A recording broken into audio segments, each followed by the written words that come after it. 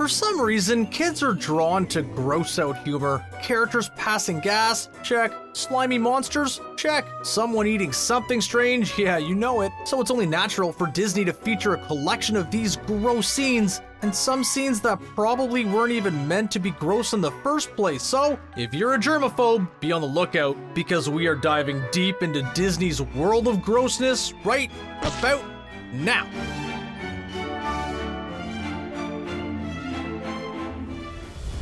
For Pixar's debut with Toy Story, we got to see the world of toys come to life in some pretty impressive CG. So how could Disney follow this up? With maggots. Yep. In 1998, Disney and Pixar released A Bug's Life. The ants were fine, grasshoppers a little menacing, and the ladybug was fun, but the shot of the two baby maggots at the circus was a bit much. Those squirming and gross baby flies were all too realistic, and harkens back to gross trash discoveries in real life. The flies were no picnic either, with some gross visual details, along with the fact that Heimlich reminds Francis not to get too close because they have poo-poo hands. Leave them alone, they have poo-poo hands! Yeah, we know where these flies have been hanging out all day. And now we have the seamless transition from poo-poo hands to actual poo-poo. In this case, we're talking about Toy Story 3 and the wonderful world known as Sunnyside Daycare. When Lotso Bear decides to imprison all of Andy's toys, Mr. Potato Head cannot help but run his mouth. His punishment for the verbal outburst? The plastic spud is forced to spend the night in the sandbox, and we hear about his experience the next day. After draining the extra sand from his body, Mr. Potato Head talks about how isolating it was with the dark, and a couple of Lincoln logs just as Hamm chimes in to tell him they probably weren't Lincoln logs. So yeah, despite having a top-notch security system, there's some little kid using the sandbox like their own personal litter box. Yuck. We've all seen bug-eating scenes before. Timon and Pumbaa in The Lion King come to mind. Slimy yet satisfying. But the 2000 film The Emperor's New Groove takes things to a whole other level. During a restaurant scene, Pacha orders the pill bug, which gets served by the waitress as a hot, crispy pill bug. If you were expecting a small little bug snack, you'd be far off. The giant bug appears circular until Pacha taps it with his straw and the bug body rolls open, revealing the fat, fleshy inside along with pairs of little bug legs. If the giant bug wasn't gross enough already, Pacha takes the same straw and sucks up the bug guts. And we're gagging at just about the same time as Kuzco, while Pacha literally talks while chewing down these bug parts. When Disney's animated film Hercules introduced us to Hades and the underworld, we expected to see a lot of dark imagery, but nothing could prepare us for the magical eyeball from one of the fates. Of course, before the eyeball is removed from the socket, one of the fates has a literal spider dangle out of her nose and then go back up inside it. Yikes. Anyway, the eyeball gets flicked out of the socket, and when Hades picks up the slimy thing, there's a small hair stuck to the top of it. For some reason, the single hair and the way Hades picks it off kicks up the gross factor a few notches that we never expected. There's nothing like a great father and son bonding moment in a kid's movie. Just take Ratatouille for example. Remy walks the city streets with his father, and both characters highlight their different views on life and change. And then Remy's dad takes him to some type of exterminator, one who enjoys showcasing dead rats hanging in the window. Having the whole thing take place in the middle of the night doesn't help much either. The whole movie builds up our appetites with delicious meals, and then our stomachs just drop upon the sight of all those dead rodents. If you thought slipping on a pair of bowling alley rental shoes was dirty, maybe you should give Cinderella a second look. As the prince made his tour through the kingdom, he not only had various women try on the glass slipper, but they all did it barefoot. You know, Lysol spray wasn't a thing back in the day, meaning these girls exposed their dirty and sweaty feet to the glass slipper over and over again. By the time it finally reached Cinderella, who knows what kind of germs and grime were built up into the fancy shoe. After becoming a princess, one of the first acts Cinderella probably had to take on for her kingdom was dealing with the widespread outbreak of foot fungi, athlete's foot, warts, and possible hookworms. What a way to unite the kingdom. In Mulan, our hero disguises herself as a male soldier and goes to war. To showcase the differences between genders and the type of world Mulan would be entering, the movie went above and beyond. As she walks through camp for the first time, we see two random soldiers acting freely when they don't think a female presence is around. The first guy picks his nose, but it's not a casual picking. He's literally digging around there for a good length of time. And then there's the guy next to him, using a pair of chopsticks to pick at his feet. We're a little unclear of what he's actually flicking away, but it's gross nonetheless. On top of that, there's a bowl of food right near him, and he probably uses those same chopsticks to eat. Look at this stuff! Isn't it neat? No, Ariel. Just no. You collect garbage from the sea. Not only do you collect all types of trash and random objects, but you bring it to a dirty bird to have him put his wings and claws all over it. Yes, the song is catchy. Yes, your story is compelling. And yes, the animation is great. But if your collection was in the real world, we wouldn't be seeing you in a Disney animated movie. We'd be seeing you on an episode of Hoarders. Oh my God! What is this? Just imagine the fun she'd have exploring a flea market, because that's kind of what her grotto looks like at this point. Cruella de Vil is a woman who lives the life of luxury with her huge fur coats, fancy car, and sophisticated lifestyle, so it was a little surprising to see the conditions of the home the puppies were brought to in 101 Dalmatians. The family estate, referred to as both the de Vil place or the Hell Hall, is not just a rundown home, but it's pretty trashed. The walls have fallen apart, there's paper and garbage everywhere, and even an apple core on the floor. It may seem easy to blame Jasper and Horace for the mess, but there's no way these two bumbling fools caused all of this. It's like the whole de Vil family just live and trash the place without cleaning, and then just move on to the next luxury home because they can afford to do so. Disney's musical classic Fantasia features a lot of great musical scenes and some stunning visuals. But there's just one part we cannot seem to get out of our heads. During the Pastoral Symphony, we see all types of mythical creatures, including some centaurs who helped make wine by stomping on grapes. Yeah, we'd rather not have horse hairs with my glass of wine, thank you. And who knows what kind of dirt or debris gets stuck in those hooves on a daily basis. What a terrible way to distract us from some great music.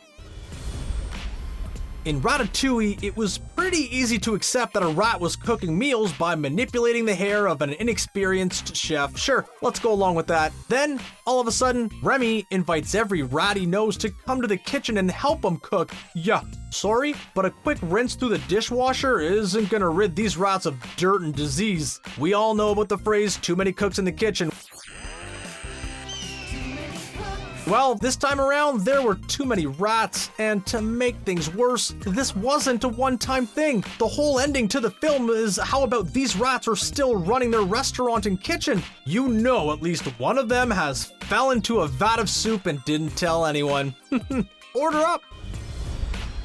It's pretty amazing how quickly we can get used to a new world that Disney or Pixar has introduced us to. There's talking cars, floating balloon houses, and of course, the world of monsters in Monsters, Inc. The monsters themselves were all pretty much fine, but the sushi restaurant is where things got pretty gross. Not only were these characters probably devouring other monsters, but many of them were skipping over the main protein to just eat some straight up eyeballs. Even Mike and Celia have a plate of eyeballs, including one with a toothpick sticking right through it. How Boo wasn't scared in the sushi restaurant is beyond us.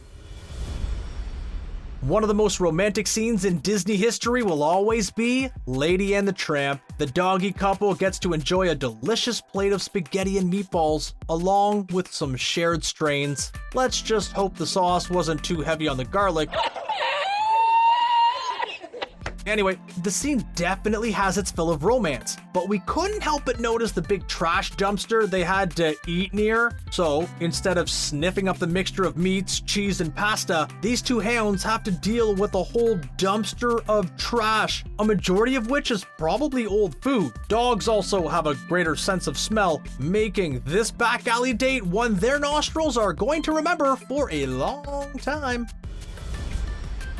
Boo and Aladdin fight to survive in the streets of Agrabah, but they clearly aren't the worst ones off in the movie. After getting a delicious looking loaf of bread, the duo run across two small children looking through trash for a bite to eat. Aladdin hands his piece of bread over without a second thought, but Abu takes a bite of his first. Sorry, Abu, but that shared bread is just gross. Aladdin may be referred to as a street rat, but you are literally a street monkey. Who knows what kind of diseases he's carrying around, and now he's passed it on to those children. Hey, we all saw Outbreak and can see what monkey bites are capable of.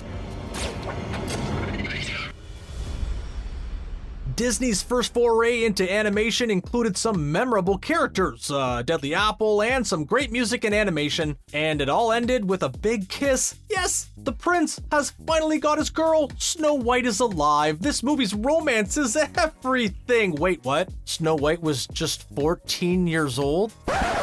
This is a confirmed fact? No one edited the wiki for giggles? Wow. Yeah, okay, so Snow White was just 14 years old when some guy came and kissed her in her sleep. What the heck? Knowing the true age of this classic princess certainly changes our views on, well, just about everything. The prince is confirmed to be around 17 or 18, making it even worse. At least they aged her for all the live action films. In one of Disney's biggest romantic twists of all time, the movie Frozen revealed that Hans wasn't the true love of Anna, but was playing her all along, and we suddenly saw that it was Kristoff and Anna who belonged together. But we want to revisit that whole fixer-upper song first. Early on in the song, the trolls sing about Kristoff's peculiar smell, even though they claim he bathes. These are the same trolls who live among the dirt and rocks. Let that linger on your mind for a moment. Maybe Elsa's ice magic can freeze up his odor glands. Or maybe he should start sleeping solo instead of with a reindeer. Jafar will go down as one of the best Disney villains as he sought out all the power in the world and had one of the coolest snake staffs. But there's just one scene we cannot get out of our heads. As Aladdin tries to plan a sneak attack on Jafar, Jasmine pulls Jafar in close and actually locks lips with the dude. Yeah, just like how Snow White was only 14, Jasmine is only 16 years old in the movie. Jafar is clearly in his 30s or 40s at the time. Even though Jasmine is the one who initiated the thing, it's still a pretty gross visualization.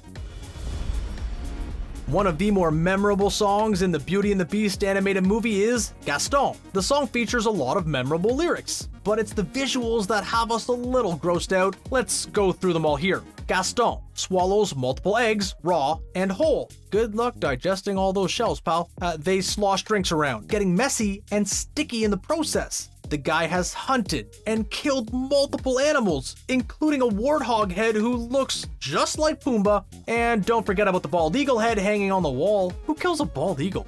And lastly, it's okay for anyone to have chest hair, but did we really need the extreme close-up of Gaston's curly black hairs? At least he's not stomping grapes shirtless. In the teaser trailers for Toy Story 4, we all got glimpses of how Bonnie created Forky, but the end result was a little grosser than we could have imagined. When Woody dove into the classroom garbage to retrieve some supplies for Bonnie, mixed among all the supplies was a piece of chewed bubblegum. So Bonnie didn't manhandle her own piece of gum, she literally built Forky with someone else's used gum. Not a great way to start the school year. It's bad enough when you accidentally touch a piece on the bottom of a table or chair, but Bonnie went all Pinterest crazy with her used gum craft. Let's hope she washed her hands before handling all the toys later on in the movie. Oh, by the way, Bonnie's used gum escapades aren't the only thing from the Toy Story franchise that kind of gross us out. For another entry, we're looking at Toy Story 2. 2 words can describe this scene: Cheeto fingers. Well, technically it looked like some version of Cheesy Puffs, but you get the point. Al's hand is filled with the orange sticky dust, a germaphobe's nightmare. Not only does he grab Woody's arm with a dirty hand, but knowing the guy, he probably didn't even brush his teeth before going to bed at night. Let's go back to the first viewing of A Nightmare Before Christmas. We meet our main villain, the Oogie Boogie Man. He doesn't look too scary. He's literally just a big sack. Time for Jack to take down the enemy and save Santa Claus. And when he pulls on the string, the sight we see is something we will never forget. The Oogie Boogie Man is literally made of all types of different bugs. The mealworms are probably the grossest, but there are literally hundreds of bugs crawling around in there. Somebody get this man a new sack. Pronto!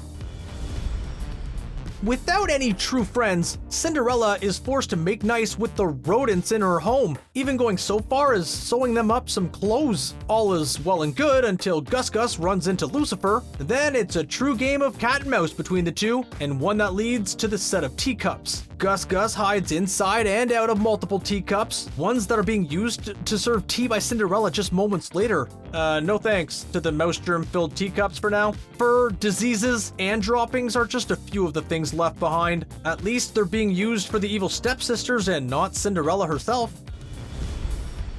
Mulan's journey in the Disney animation hit couldn't have done without the help of Mushu. The dragon guided her along the way and even served as her wake-up call with breakfast in bed. Before Mulan even takes a bite, her cricket practically swims in the food. And then we have some questions. First of all, where did Mushu get the eggs? What kind of animal did that come from? And did the little dragon just go and raid a bird's nest? Second, where did he get the bacon? We don't see any pigs at the camp, but there is a horse. Is horse bacon a thing? Poor Mulan doesn't even get a chance to analyze any of this because Mushu just shoves the food in her mouth.